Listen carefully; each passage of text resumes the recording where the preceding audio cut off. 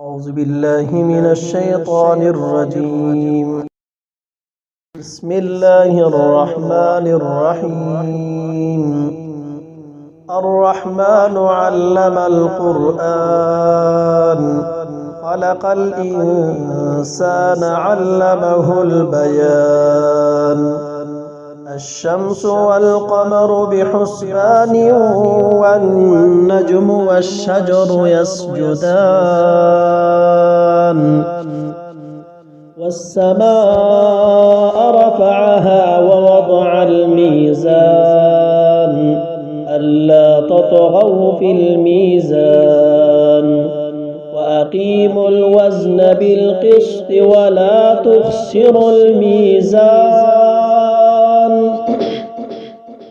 والأرض وضعها للأنام فيها فاكهة والنخل ذات الأكمام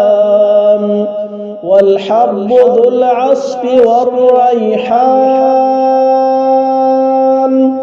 فبأي آلاء ربكما تكذبان خلق الإنسان من صلصال كالفخار وخلق الجان من مارج من نار فبأي آلاء ربكما تكذبان رب المشرقين ورب المغربين فبأي آلاء ربكما تكذبان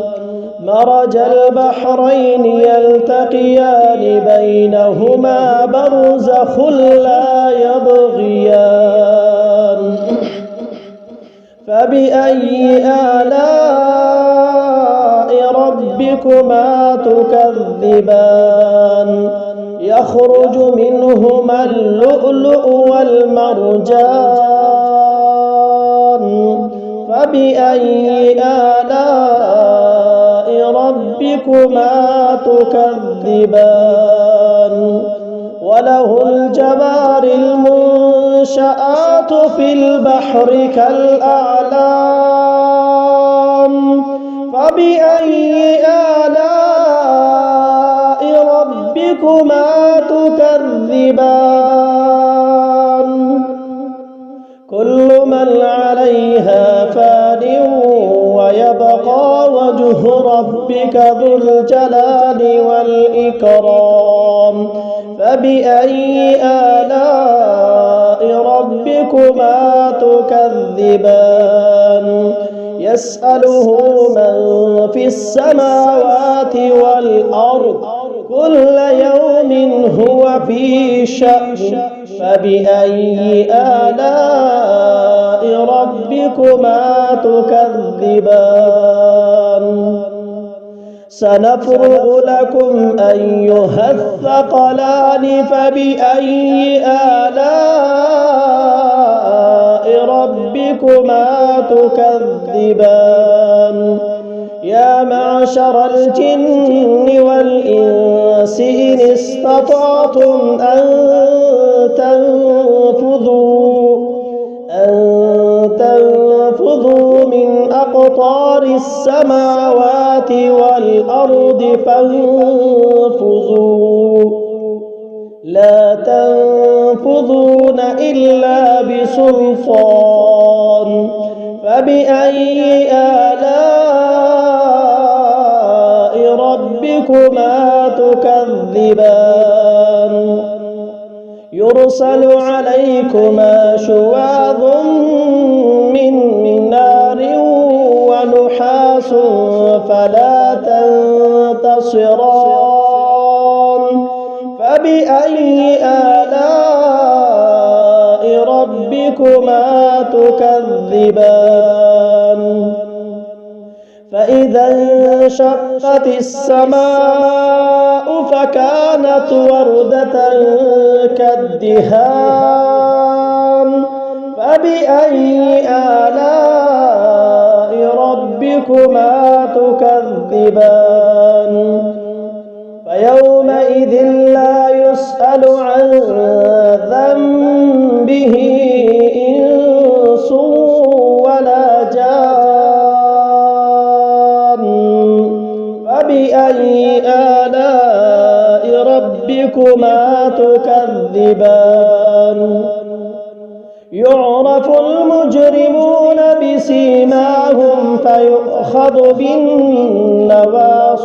والأقدام فبأي آلاء ربكما تكذبان هذه جهنم التي يكذب بها المجرمون يطوفون بينها وبين حميم آن فبأي آلاء ربكما تكذبان ولمن خاف مقام ربه جنتان فبأي آلاء ربكما تكذبان ذواتا أفنان فبأي آلاء ربكما تكذبان فيهما عينان تجريان فبأي آلاء ربكما تكذبان فيهما من كل فاكهة زوجان فبأي آلاء ربكما تكذبان متكئين على فرش بطائنها من استبرق